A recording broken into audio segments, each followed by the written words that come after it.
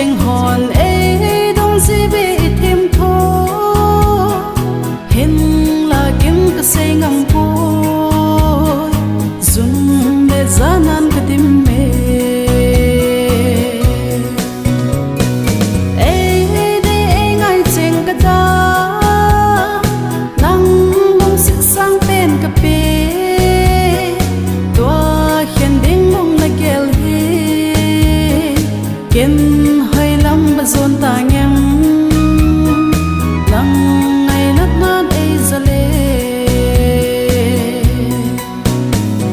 gian thì bình bà nắng dòng cây băng ngã xa mang zal môn hi mô sim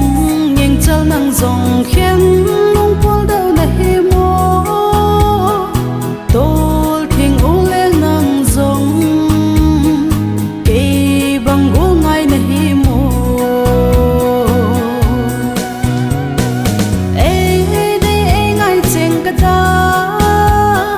lăng mong sự sang bên cà phê tua khen đinh mong là kêu hi kiến hơi lắm bà dồn ta nhắm lăng ngày nát nát ấy ra lê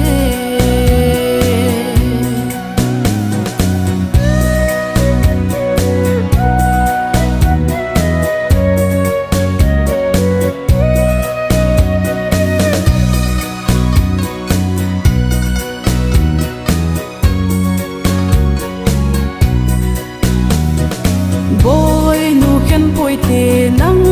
cất tạ xăm côi này là ti lâu hay mô lung xịt ra bộ lâu mi hiếm khô rong ra bộ lâu nắng lung xịt cái na chân hi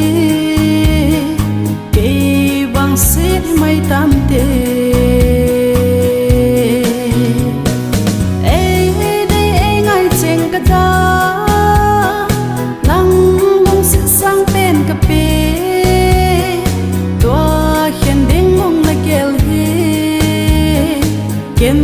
hơi lắm bà dồn ta nhắm lăng ngày nát nát ấy ra lê nắng ngày nát ấy ra lê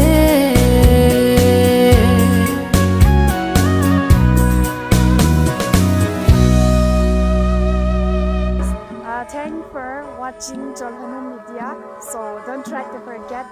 like, share, comment, and subscribe.